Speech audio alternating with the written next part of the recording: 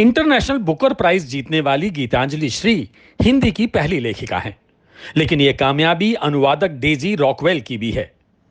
अगर वो अंग्रेजी अनुवाद ना करती तो यह सम्मान गीतांजलि श्री को ना मिलता।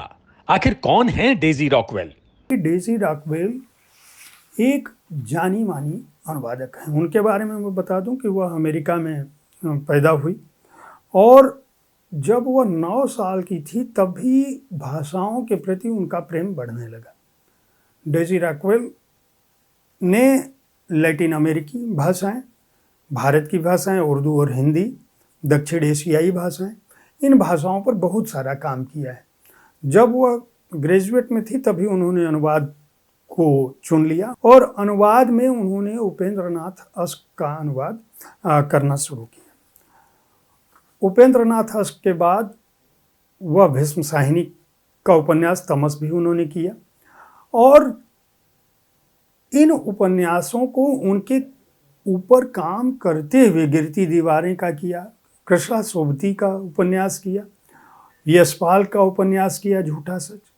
मतलब उन्होंने कई क्लासिक कृतियों का, हिंदी की जो शास्त्रीय जो बड़ी कृतियां हैं उन पर अनुवाद किया और उनका अनुवाद करते करते वो उर्दू और हिंदी के प्रेम में आ गई।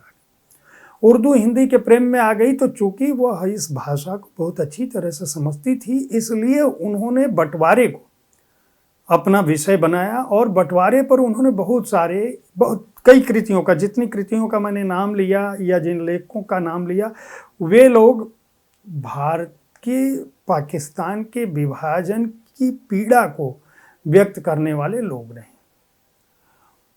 डेजी रॉकवेल ने उसी को अपना माध्यम बनाया और अंग्रेजी में पाश्चात्य जगत को, यूरोपीय जगत को उन्होंने अपने अनुवाद से इस कदर अभिभूत कर दिया कि अब उन्होंने जब गीतांजलि श्री के उपन्यास रेत समाधि को किया, जिसकी शुरुआत उन्होंने 2018 में की थी। 2018 में उन्होंने अपने एक इंटरव्यू में यह कहा था कि वे इन दिनों गीतांजलि श्री के उपन्यास पे काम कर रही हैं।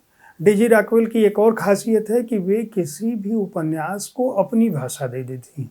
वे केवल अनुवाद नहीं कर रही होती हैं, वो केवल शब्दों को नहीं बदल रही होती हैं, बल्कि उसकी भावनाओं को पश्चिम जगत किस रूप में समझेगा उस रूप में भी रख देती हैं। उनका खुद उस साक्षात्कार में कहना था कि मैं किसी भी ड्राफ्ट को कम से कम 5 बार देखती हूँ। बिना 5 बार किसी भी चीज़ को लिखे हुए मैं उसको फाइनल रूप नहीं देती हूँ। उसके बाद मतलब उनका लिखा हुआ वो अनुवाद एडिटर के पास जाता है, वहाँ भी वो बार बार बदलाव करती रहती हैं। इसीलिए निश्चित रूप से रेत समाधि का जब उन्होंने अनुवाद किया होगा तो यह समझने के लिए मुश्किल नहीं है कि उन्होंने इस पुस्तक को किस तरह से अपना एक रूप दे दिया होगा। यानी जब वो कहती हैं कि टॉम्ब ऑफ सैंड्स, तो रेत समाधि को वो टॉम्ब कहती हैं, उसको कोई दूसरा नाम नहीं देती हैं ताकि लोग समझ सकें।